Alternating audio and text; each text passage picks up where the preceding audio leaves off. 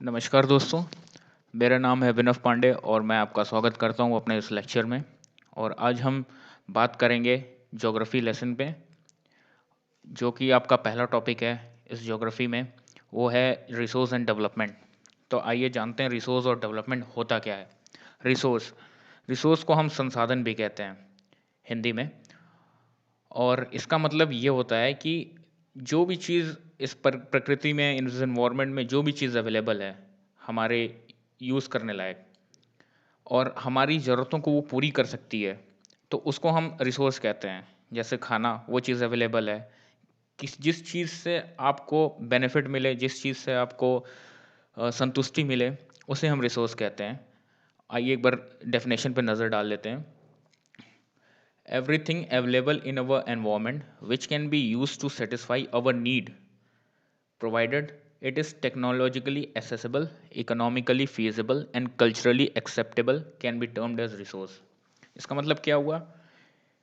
यहाँ पे देखिए, आपने पहले इसकी डेफिनेशन भी पढ़ी हुई है अपने पिछले क्लासेस में। तो आपने ये पढ़ी है कि everything available in our environment which can be used to satisfy our need.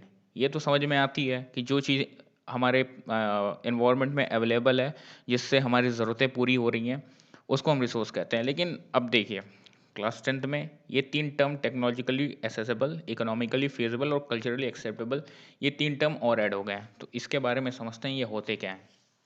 Technologically accessible मतलब कोई भी चीज़ जो पर्यावरण में अवेलेबल है, उसको टेक्नोलॉजिकली यूज़ कर रहे हैं हम।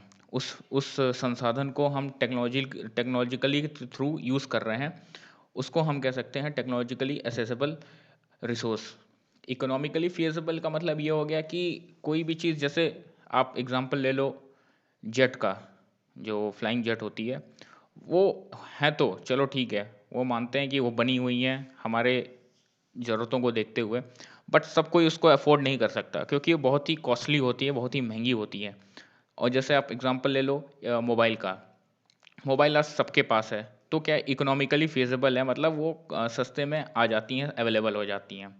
दूसरा कल्चरली एक्सेप्टेबल मतलब कि कोई भी चीज़ अगर इनोवेशन या इन्वेंशन हुई, उसको सभी लोग मिल के अगर उस चीज़ को एक्सेप्ट करते हैं, तो उसको हम कहते हैं कल्चरली एक्सेप्टेबल। तो इसका ये टर्म मिल के होते हैं, वो रिसोर्स होते हैं, उसको रिसोर्स कहते हैं। तो होपफुली समझ गए होंगे और इसको रटने की ज़रूरत नहीं है, ये बेसिक टर्म्स आप याद कर लो और एग्ज़ाम में जो है सिर्फ बेसिक टर्मिनोलॉजी जो है वो लिख दो आप, तो सबसे बेटर रहेगा। अब नज़र डालते हैं क्लासिफिकेशन पे। रिसोर्स की क्लासिफिकेशन किस किस बेसिस पे किए जाते हैं। देखिए, पहला है on the basis of origin. Origin मतलब जहाँ से ये उत्पन्न हुआ, जहाँ से कोई चीज़ उत्पन्न होती है वही ओरिजिन होती है। तो दो भागों में ये डिवाइड है, बायोटिक एंड एबायोटिक फैक्टर। ये दो चीज़ होती हैं, इसके बारे में हम आगे डिस्कस करेंगे आराम से। पहले आप ये देख लो कि किस किस बेसिस पे डिवाइड है। फिर दूसरा है on the basis of exhaustibility. Exhaustibility मतलब कोई भी चीज़ हो, कब ख़त्म हो जाए, उसको कहते हैं एग्जॉस्टिबिलिटी। तो ये दो भागों में डिवाइडेड है, renewable and non renewable. Renewable मतलब कोई भी चीज़ आप बार बार यूज़ कर सकते हो, ठीक है। जैसे रिसाइकिल की प्रोसेस ले लो आप, वो क्या है, वो चीज़ हम बार बार यूज़ करते हैं। नॉन रिन्यूएबल होता है जो एक बार यूज़ कर दी उसके बाद हम दोबारा यूज़ नहीं कर सकते, इसको भी हम आगे देखते हैं। फिर तीसरा है on the basis of ownership. Ownership में 3 फैक्टर हैं, individual, community, national and international. इसके बारे में भी आगे देखेंगे। On the basis of status of development, ये है potential, developed stock and reserves. आइए तो सबके बारे में एक एक करके देखते हैं। तो ये देखिए, ये है चार्ट है कैसे कैसे रिसोर्सेज डिवाइडेड है। रिसोर्स हैं नेचुरल और ह्यूमन। नेचुरल में आता है रिन्यूएबल, नॉन रिन्यूएबल। ह्यूमन में आ गया सबका structure, institution, quantity and quality. Renewable में आ गया कंटिन्यूस। एग्जांपल ले, कंटिन्यूस और फ्लो मतलब जो आपका रिन्यूएबल होता है, आप विंड ले लो, वाटर ले लो, सोलर एनर्जी ले लो, हाइड्रो एनर्जी ले लो, ये सब जो चीज़ें हैं ये सब रिन्यूएबल सोर्स ऑफ एनर्जीज हैं। ये आपको प्रकृति से मिलती हैं, बट ये कंटिन्यूस फ्लो रहता है इनका, मतलब ये कभी ब्रेक नहीं होती। और रिन्यूएबल में दूसरा जो है वो है बायोलॉजिकल। बायोलॉजिकल में आप देख सकते हो नेचुरल वेजिटेशन और वाइल्ड लाइफ। वाइल्ड लाइफ आप जानते हो, जीव जंतु जितने भी हैं, और नेचुरल वेजिटेशन में फॉरेस्ट आ गए, ये भी क्या है, रिन्यूएबल रिसोर्स के एग्जाम्पल है। फॉरेस्ट भी पढ़ते हैं। अब इसमें देखिए नॉन रिन्यूएबल में रिसाइकेबल और नॉन रिसाइकलेबल। इसमें रिसाइकलेबल में देख सकते हो मेटल। मेटल को एक बार आप निकाल दिया ज़मीन के अंदर से, फिर क्या है, वो मेटल दोबारा अपने आप नहीं बनता, उसको फिर कई सालों का टाइम लगता है। लेकिन आप इसको रिसाइकिल कर सकते हो, मेटल को एक बार यूज़ हो गया तो फिर दोबारा भी आप उसको मेल्ट करके उसका फिर यूज़ कर सकते हो। बट इसमें कंडीशन क्या है, ये दोबारा हमें फिर नहीं मिलेगी, जो एक बार निकल गया वो चीज़ नहीं मिलेगी यहाँ पे। और दूसरा है नॉन रिसाइकेबल फॉसिल फ्यूल्स। जो फॉसिल फ्यूल्स हम लोग यूज़ करते हैं, जैसे कोल हो गया, पेट्रोलियम हो गया, तो कोल को बनने में कितना टाइम लगता है, सालों सालों हज़ारों सालों लगते हैं। वो डिकम्पोज होता है, फिर उसकी जो प्रोसेस चलती है इतने सालों में, तब जाके वो जो फॉसिल फ्यूल्स हैं वो बनते हैं, कोल बनते हैं और पेट्रोलियम बनता है। तो एक बार हम लोग इसको यूज़ कर लेते हैं तो फिर दोबारा हम उसे दोबारा नहीं जनरेट कर सकते, दोबारा हम यूज़ नहीं कर सकते। आइए हम आगे देखते हैं। होप आपको ये क्लियर हो गया होगा। On the basis of origin, जो पहला था हमारा क्लासिफिकेशन, वो है बायोटिक रिसोर्सेज। बायोटिक रिसोर्सेज में क्या होता है, बायोटिक रिसोर्सेज में क्या क्या आ जाते हैं, जितने भी लिविंग बींग्स हैं इस पूरे बायोस्फीयर पे, वो आते हैं, उसको कहते हैं हम लोग बायोटिक रिसोर्सेज, बायोटिक फैक्टर कहते हैं। हमारे जो हम हो गए, आप हो गए, ये जीव जंतु हो गए, फिशरीज हो गई, फ्लोरा फाउना, ये सब जितने हैं वो बायोटिक रिसोर्सेज हैं। और एबायोटिक रिसोर्सेज क्या होते हैं, जो सारे कॉम्बिनेशन होते हैं नॉन लिविंग बींग्स के, नॉन लिविंग थिंग्स के, उसको हम कहते हैं एबायोटिक फैक्टर, एबायोटिक रिसोर्स कहते हैं। जैसे आप रॉक्स ले लो, मेटल ले लो, तो ये होते हैं एबायोटिक फैक्टर। बायोटिक और एबायोटिक फैक्टर मिलके बनाते हैं हमारा पूरा एनवायरनमेंट, बायोस्फीयर बनाते हैं, है ना। ओके, ये देखिए आप एग्जांपल देख सकते हैं बायोटिक फैक्टर में। आप पीपल हो गया, एनिमल हो गया, प्लांट्स हो गए। ए बायोटिक फैक्टर में देख सकते हैं रॉक्स हो गया, वाटर हो गया। इसमें क्या, लाइट, टेम्परेचर, इसमें क्या, इसमें जान है नहीं है, ये नॉन लिविंग थिंग्स हैं। तो ये दोनों का कॉम्बिनेशन मिलके हमारा एक इन्वायरमेंट बनता है, पूरा का पूरा इन्वायरमेंट बनता है। आप एक छोटे से नॉन लिविंग माइक्रोस्कोपिक ऑर्गेनिज्म को भी ले सकते हैं, जैसे अभी जो आप एग्जांपल ले लो कोरोना वायरस, वो भी अगर ये फैक्टर पे, इस फैक्टर में, बायोटिक फैक्टर में एग्जिस्ट करता है, तो वो भी हमारा इन्वायरमेंट में, इन्वायरमेंट को पूरा रिप्रेजेंट करता है। चलो खैर, कोरोना वायरस का एग्जांपल तो नहीं देना चाहिए था। आगे देखते हैं। दूसरा है on the basis of exhaustibility. जैसा मैंने बताया था, रिन्यूएबल रिसोर्स और non renewable resource. Renewable resource ये होता है जो हम उसको बार बार यूज़ कर सकें, बार बार यूज़ कर सकें, और जिसकी हमें कमी कभी नहीं खलने वाली। ठीक है, तो ये इसका डेफिनेशन देख लेते हैं। The resources which can be renewed और रिप्रोड्यूस बाई फिजिकल, केमिकल और mechanical process are known as renewable और replenishable resources. For example solar, wind energy, water, forest and wild life. ठीक है, तो इसमें हम क्या देख रहे हैं कि हम इस चीज़ को बार बार यूज़ कर सकते हैं। विंड एनर्जी, विंड हमेशा को यूज़ करके हम लोग इसको इलेक्ट्रिसिटी जनरेट कर सकते हैं। सोलर एनर्जी से भी इलेक्ट्रिसिटी जनरेट कर सकते हैं, वाटर से इलेक्ट्रिसिटी जनरेट कर सकते हैं। तो ये क्या, इनसे हमें एनर्जी मिल रही है, हम लोग इसका यूज़ कर सकते हैं, और ये हमेशा मिलते हैं इन्वायरमेंट में। अब वहीं दूसरी तरफ देखते हैं नॉन रिन्यूएबल रिसोर्सेज के बारे में। These occurs over a very long geological time. Minerals and fossil fuels are example of such resources. These resources takes millions of years in their formation. Some of the resources like metal are recyclable, and some like fossil fuels cannot be recycled and get exhausted with their use. मतलब समझ गए आप, बहुत ज़्यादा time लगता है, long geological time लगता है, हज़ारों साल लगते हैं कि एक डेड डिकम्पोज को एक मिनरल बनने में, एक फॉसिल फ्यूल बनने में बहुत बहुत टाइम लगते हैं। आपने एक बार कोल यूज़ कर लिया, कोल यूज़ करके आपने इलेक्ट्रिसिटी जला प्रोड्यूस कर ली, फिर क्या वो कोल क्या आपको दोबारा यूज़ हो सकता है? नहीं, वो चीज़ दोबारा नहीं आ सकती। अब उसको डेड डिकम्पोज से बनता है वो, अब उसको हज़ारों सालों के टाइम लगेगा उसको फिर से दोबारा कोल बनने में। तो ये होते हैं नॉन रिन्यूएबल रिसोर्स। ये आप एग्जांपल ये देखिए, मैंने यहाँ पे पिक्चर प्रेजेंटेशन में डाला हुआ, तो आप देख सकते हैं पानी से हमें क्या मिल रहा है, हाइड्रो एनर्जी मिल रही है। सोलर एनर्जी सन से मिल रही है। ठीक है, पत्तियों से एनर्जी मिल रही है, बायोमास जो कन्वर्जेशन, और फिर ये देखिए विंड एनर्जी से हमें, अब विंड एनर्जी से पवन चक्की जो है आपकी विंड मिल है वो कर सकते हैं। जियो थर्मल एनर्जी है, जो हमारे जियो थर्मल होते हैं सोर्सेज रहते हैं, उससे भी हम इलेक्ट्रिसिटी प्रोड्यूस करते हैं। नॉन रिन्यूएबल में देखिए कोल हो गया, नेचुरल गैस हो गया, न्यूक्लियर हो गया, फॉसिल फ्यूल्स हो गए। होप आपको समझ में आ गया होगा, रटने की ज़रूरत नहीं है, आप बस समझते जाइए और अपने आप एग्ज़ाम में लिखते जाओगे। ये चीज़ बहुत अच्छी तरीके से प्रेजेंटेशन बना हुआ है, आप इसको अच्छे से समझ लो, तो एक बार पढ़ लो फिर दोबारा ज़रूरत नहीं है पढ़ने की। फिर तीसरा क्लासिफिकेशन है on the basis of ownership. On the basis of ownership में ओनरशिप का मतलब क्या हुआ, अपना अपना जो अधिकार होता है अपना। तो जैसे ये हो गया इंडिविजुअल रिसोर्सेज, इंडिविजुअल मतलब अपना खुद का अलग। तो क्या हो गया, these are also owned privately by individual. देखिए प्राइवेटली बाय इंडिविजुअल ओन्ड होने वाली रिसोर्सेज को कहते हैं हम इंडिविजुअल रिसोर्स। कि जो है भाई जैसे एग्जांपल ले लीजिए, ये मेरा घर है, ये घर मेरा है, ये मेरा इंडिविजुअल है, मैं इसमें रहता हूँ, ये मेरा खुद का रिसोर्स है, ये मेरी कार है, ये मेरा बाइक है, ठीक है। जैसे एग्जांपल देख लीजिए, many farmers owns land which is allotted to them by government against the payment of revenue. In the villages, these are people with land ownership, but there are many who are landless. Urban people own plots, houses, and other property. Plantation, pasture land, ponds, water, windmill, etc. are some of the example of resource ownership by individual. Make a okay, ठीक है। तो ये देख लिया आपने कि plot हो गया, हाउसेस हो गए, जितनी भी प्रॉपर्टी है आपकी वो आपकी इंडिविजुअल रिसोर्स है, तो आप उसका यूज़ कर सकते हो। अब देखते हैं community own resource. Community own resource में जैसे आप देख लो, जैसे आपके गांव शहर में एक कोई पार्क बना होगा, तो पार्क में क्या है, पार्क में सभी लोग आ जा सकते हैं, आराम से घूम सकते हैं, खेल सकते हैं। आपके गांव में एक बरियल ग्राउंड होगा जहाँ पे डेड बॉडीज दफनाई जाती होंगी, एक ग्रेजिंग ग्राउंड होगा जहाँ पे आके आप ग्रेजिंग करते हो अपने कैटल्स को ले आके। तो ये विलेज का पॉन्ड देख लीजिए, जैसे विलेज का पॉन्ड है वहाँ से आप पानी ले सकते हो। तो ये सब चीज़ें होती हैं कम्युनिटी ओन रिसोर्सेज। अब फिर आते हैं तीसरे पे, जो है हमारा नेशनल रिसोर्सेज।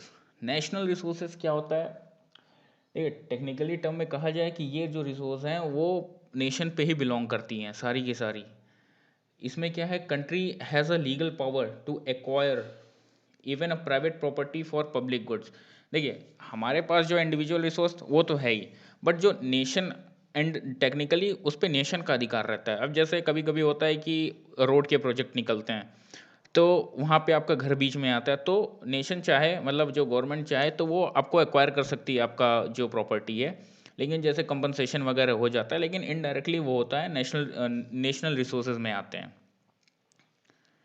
ये देखिए इसका एग्जांपल है, you might have seen a road, canal, railway being constructed on field owned by some individual. Urban development authorities get empowered by the government to acquire the land.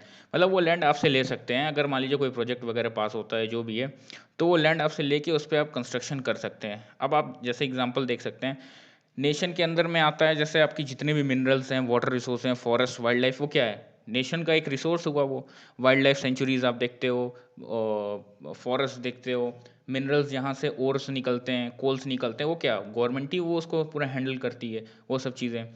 और यही चीज़ आप समुद्र के coastal line के बाद देखते हो, जो समुद्र का जो कोस्टल लाइन है, जैसे आप मान लो गोवा में हो या फिर केरला में हो, जहाँ से कोस्टल लाइन ख़त्म होती है वहाँ से 12 नॉटिकल माइल्स की जो डिस्टेंस है, मतलब अप्रॉक्सीमेटली 22 किलोमीटर होती है, वो जो है 22 किलोमीटर तक, कोस्ट से लेके 22 किलोमीटर समुद्र तक, वो भी नेशन के अंडर में आती है। नेशन रिसोर्स होता है, उसमें अपनी गवर्नमेंट जो चाहे काम कर सकती है, जैसे एक्सट्रैक्शन ऑफ मिन गैसेस, एक्सट्रैक्शन ऑफ ऑयल, कुछ भी कर सकती है समुद्र में।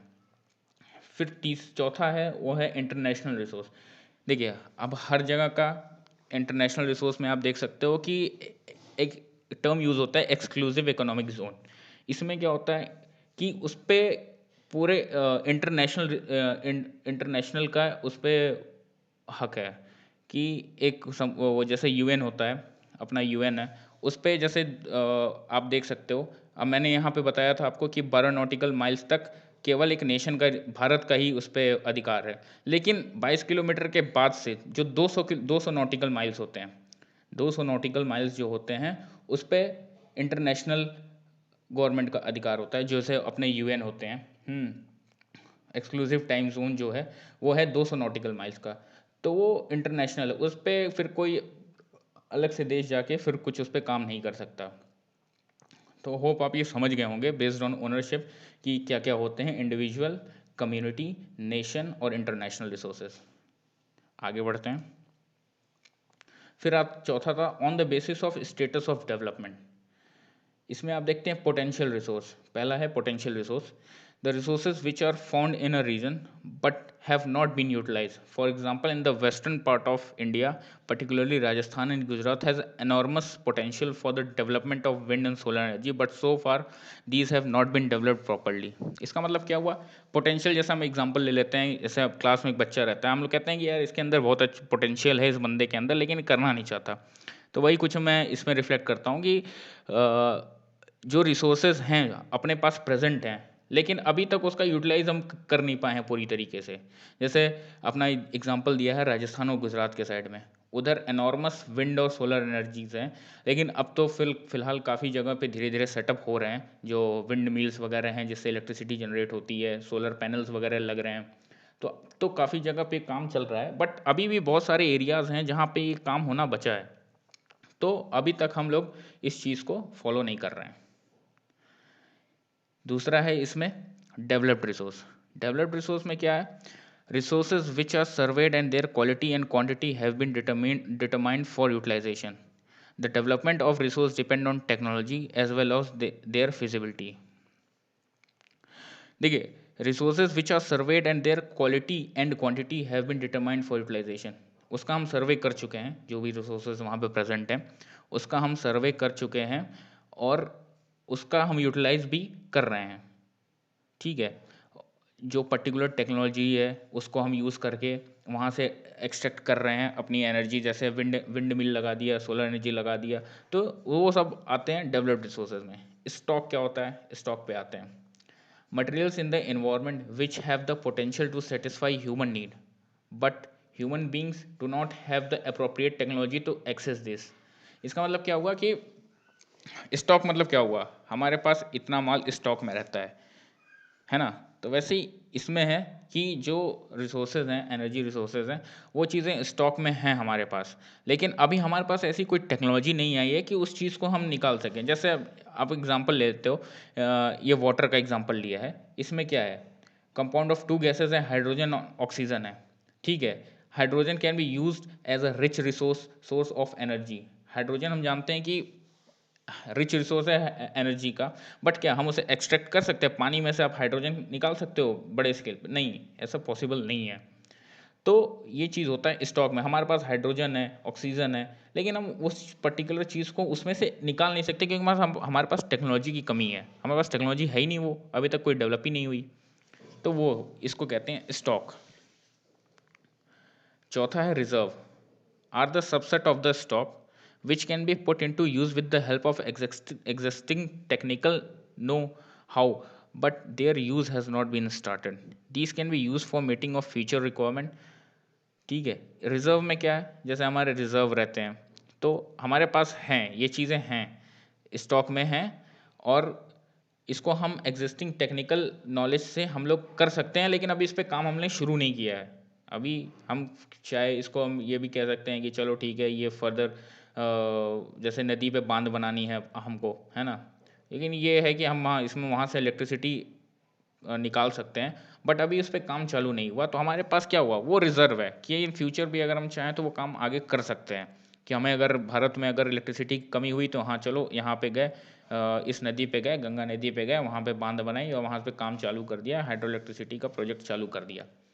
तो ये होती है रिजर्व। आगे है development of resource. Development of resource पे नज़र डाल लेते हैं। Resources are the vital for human survival as well as for the maintaining the quality of life. It was believed that the resources are the free gift of nature. As a result, human beings use them indiscriminately, as this has led to the following major problems। हम जानते हैं कि resource जो है सब environment की then है, जिसको आप लोग कहते हो या भगवान की देन है, ये सब गिफ्ट है, गिफ्ट मिला हुआ है जो हम लोग यूज़ कर रहे हैं, हवा जो सांस ले रहे हैं, सब कुछ क्या है, नेचर की देन है, पानी जो पी रहे हैं सब कुछ है। लेकिन इसमें फैक्टर क्या आ जाता है फिर कि ह्यूमन बींग, जो हम इंसान हैं फिर इसका जो मिसयूज़ करने लगते हैं और जो इसका डिप्लीशन चालू हो जाता है, जो हम लोग की भूख होती है, ग्रीड होती है, उसको मिटाने के लिए हम लोग क्या करते हैं, पेड़ों को काटना चालू कर देते हैं, पूरा डिफॉरेस्टेशन करके रख देते हैं।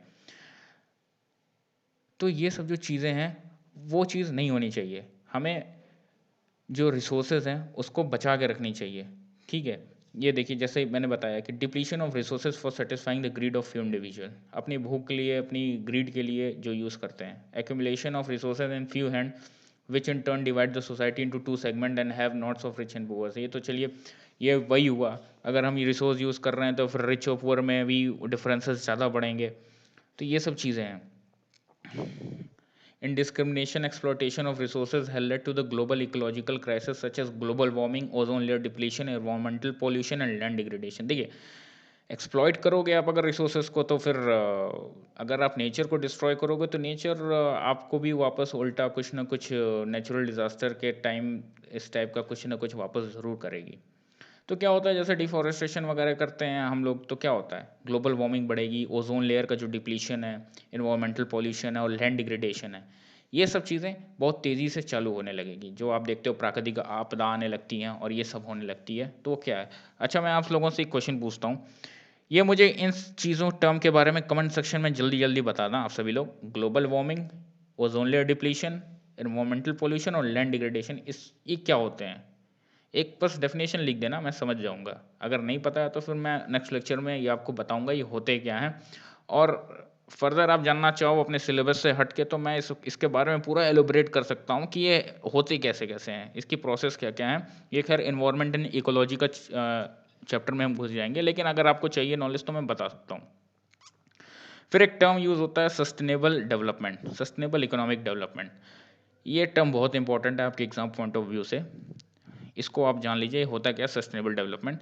इसका मतलब ये हुआ कि हमें नेचुरल रिसोर्सेज को हम यूज़ करें, बट अपने ध्यान में एक चीज़ ये ज़रूर रख लें कि हमारी जो आने वाली पीढ़ी है, हमारी जो फ्यूचर जनरेशन आने वाली है, उनके साथ हम कोई कॉम्प्रोमाइज़ ना करें। मतलब कि जो है कि हम उनके लिए भी नेचुरल रिसोर्सेज बचा के रखें।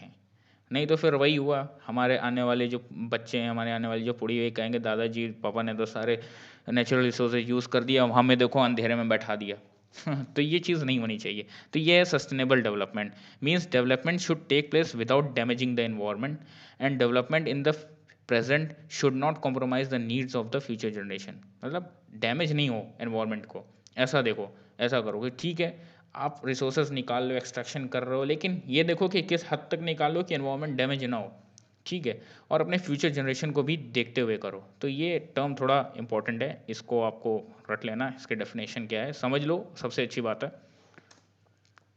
ठीक है, तो हम अपना वीडियो लेक्चर यहीं पे एंड करते हैं। इसका सेकंड पार्ट अभी मैं ले आऊँगा, और जिसमें कि है सॉइल्स के बारे में है, लैंड रिसोर्सेज के बारे में है। ज़्यादा नहीं, बस वो चैप्टर, फिर आपका ये जो चैप्टर है पहला लेसन है ज्योग्राफी का, वो ख़त्म हो जाएगा। और हाँ, मैं जो बता रहा हूँ बताता हूँ, पिछली वीडियो में बताया कि कोविड-19 से हमेशा प्रिकॉशन लेके रहो, घर से बाहर मत निकलो।